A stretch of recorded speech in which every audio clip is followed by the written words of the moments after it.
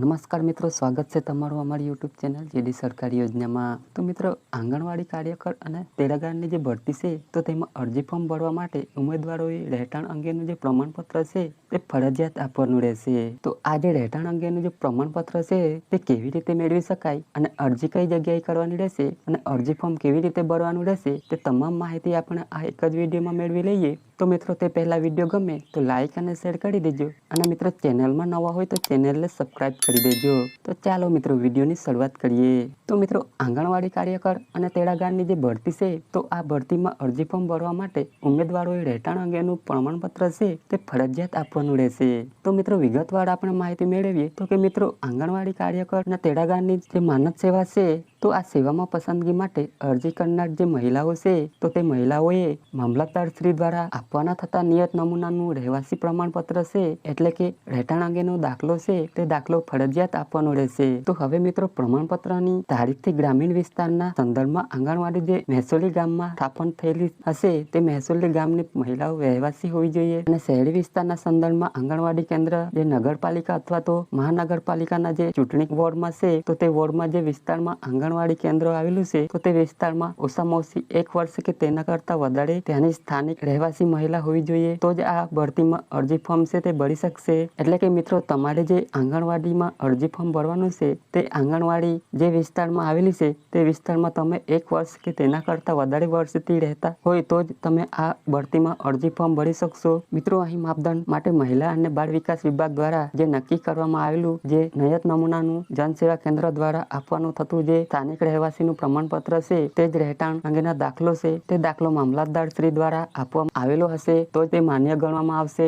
અને મિત્રો, આ જે દાખલો છે તે 6 માસ પહેલાનો નહીં હોવો જોઈએ એટલે કે જ્યારે જાહેરાત પ્રસિદ્ધ થયેલ એટલે કે જાહેરાતનું નોટિફિકેશન બહાર પાડવામાં આવે તે તારીખથી લઈ અને 6 માસ કરતા વધારે જૂનો દાખલો નહીં હોવો જોઈએ। જો મિત્રો 6 માસ કરતા વધારે જૂનો દાખલો હશે તે માન્ય ગણવામાં આવતો નથી અને અન્ય કોઈ દ્વારા આપવામાં આવેલું જે રહેઠાણનો પુરાવો છે તો તે પણ માન્ય ગણવામાં આવતો નથી। મિત્રો, અહીં ફરજિયાત તમારે મામલતદાર શ્રી દ્વારા આપવામાં આવેલું જે રહેઠાણનું અંગેનું પ્રમાણપત્ર છે એટલે કે રહેઠાણનો દાખલો છે તે જ માન્ય ગણવામાં આવશે। મિત્રો, અહીં જે રહેઠાણ અંગેનું પ્રમાણપત્ર છે તે પ્રમાણપત્ર મેળવવા માટે તમારે અરજી કોને કરવાની રહેશે તેના વિશે મિત્રો વાત કરીએ તો કે મિત્રો, મામલતદાર શ્રીની કચેરીમાં જે જનસેવા કેન્દ્ર આવેલું હોય છે ત્યાં તમારે અરજી ફોર્મ છે તે ભરવાનું રહેશે અને મિત્રો, અરજી ફોર્મ ભર્યા પછી તમને પ્રમાણપત્ર છે તે વધુમાં વધુ કેટલા દિવસમાં મળી જશે તો કે મિત્રો, વધુમાં વધુ 2 દિવસની અંદર તમને પ્રમાણપત્ર છે તે મળી જશે। વાત કરી લઈએ મિત્રો, અરજી ફોર્મ ભરતી વખતે તમારે કયા કયા ડોક્યુમેન્ટ જોડવાના રહેશે તો કે મિત્રો, રહેઠાણના પુરાવા તરીકે તમારે કોઈ પણ એક ડોક્યુમેન્ટ આપવાનું રહેશે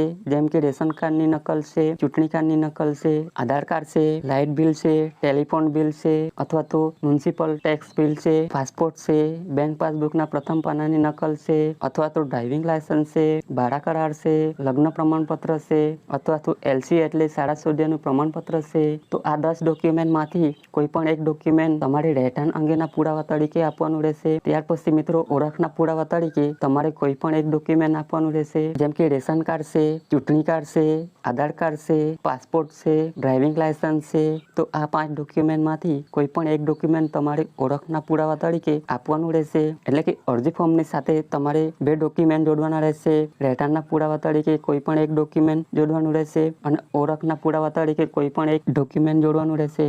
વાત કરીએ મિત્રો અરજી ફોર્મ વિશે તો કે મિત્રો, આ જે અરજી ફોર્મ છે તે તમારે મામલતદાર શ્રીની કચેરીમાં જે જનસેવા કેન્દ્ર આવેલું હોય છે ત્યાં તમને વિના મૂલ્યે મળી જશે। અહીં તમારે તાજેતરનો પાસપોર્ટ સાઇઝનો ફોટોગ્રાફ છે તે લગાવવાનો રહેશે। ₹10 ટિકિટ અહીં તમારે ચોંટાડવાની રહેશે। ત્યાર પછી તમારું નામ છે તે અહીં લખી દેવાનું રહેશે, તમારું સરનામું લખી દેવાનું રહેશે અને જે તારીખે તમે અરજી કરતા હોય તે તારીખ અહીં લખી દેવાની રહેશે। તમારા તાલુકાનું નામ તમારે અહીં લખવાનું રહેશે। ત્યાર પછી અહીં તમારે તમારું નામ છે તે લખી દેવાનું રહેશે। ત્યાર પછી અહીં તમારે તમારું નામ છે તે લખી દેવાનું, સરનામું છે તે લખી દેવાનું। જો તમે નગરપાલિકા અથવા મહાનગરપાલિકાના વિસ્તારમાં રહેતા હોય તો તમારું જે વોર્ડ નંબર છે તે તમારે અહીં લખી દેવાનું રહેશે અને તમે છેલ્લા કેટલા વર્ષથી તે જગ્યાએ રહો છો તો તે મિત્રો વર્ષ અહીં તમારે લખવાના રહેશે। ત્યાર પછી તમારું પૂરું નામ અહીં લખવાનું રહેશે અને તમે જે વ્યવસાય કરતા હોય તેની વિગત અહીં લખી દેવાની રહેશે। તમારી હાલની ઉંમર કેટલી છે તે ઉંમર અહીં લખવાની રહેશે. રહેઠાણનું જે સરનામું છે તે સરનામું અહીં લખવાનું રહેશે. ત્યાર પછી ફરીથી નગરપાલિકા કે મહાનગરપાલિકાના વિસ્તારમાં રહેતા હોય તો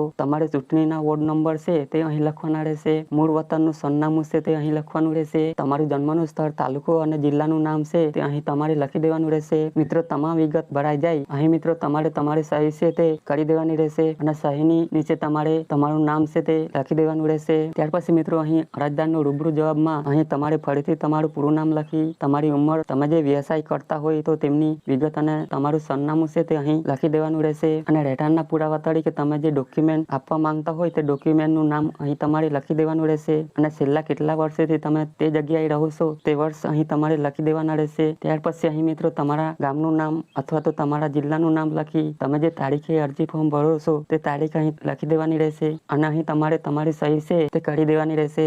અને નીચે તમારા ગ્રામ પંચાયત અથવા તો તમારા વિસ્તારમાં જે તલાટી કમ મંત્રી શ્રી આવેલા હોય તો તેમની મિત્રો સહી અને સિક્કો અહીં તમારે કરાવી દેવાના રહેશે. ત્યાર પછી તમારે અલગ અલગ બે સાક્ષી રાખવાના રહેશે. પંચનામામાં અહીં મિત્રો બંને સાક્ષીના નામ તમારે લખી દેવાના રહેશે. તેમની ઉંમર અહીં લખવાની રહેશે અને તે જે વ્યવસાય કરતા હોય તેની વિગત લખી દેવાની રહેશે. અને તેમનું જે સરનામું છે તે અહીં લખવાનું રહેશે. અહીં ફરીથી તમારે તમારું નામ છે તે લખવાનું રહેશે. ત્યાર પછી અરજદાર છેલ્લા કેટલા વર્ષથી રહેશે તે વર્ષ અહીં તમારે લખી દેવાના રહેશે. અને અહીં તમારે તમારું સરનામું છે તે લખી દેવાનું રહેશે. અને આ જે બંને સાક્ષી છે તે મિત્રો છેલ્લા કેટલા વર્ષથી તમને ઓળખે છે તે વર્ષ અહીં તમારે લખી દેવાના રહેશે. બંને સાક્ષીની સહી છે તે અહીં તમારે કરાવી લેવાની રહેશે. ગ્રામ અથવા તો જિલ્લાનું નામ છે અહીં લખી દેવાનું રહેશે. અને અહીં તમારે તારીખ લખી દેવાની રહેશે. અને ફરીથી અહીં જે તલાટી કમ મંત્રી છે તમારા વિસ્તારમાં આવેલા તો તેમના સહી અને સિક્કા છે તે અહીં કરાવી દેવાના રહેશે. ત્યાર પછી મિત્રો તમને એક ચેકલિસ્ટ જોવા મળશે. તેમાં તમારે કોઈ પણ પ્રકારની વિગત છે તે ભરવાની રહેતી નથી. નીચે તમારું નામ અને સહી કરી દેવાની છે. અને અહીં મિત્રો તમારા ગામનું નામ, જિલ્લાનું નામ લખી અને જે તારીખે તમે અરજી ફોર્મ ભરો છો તે તારીખ અહીં લખી દેવાની રહેશે. તમે જે જગ્યાએ અરજી ફોર્મ જમા કરાવો છો તો ત્યાંના જે કર્મચારી છે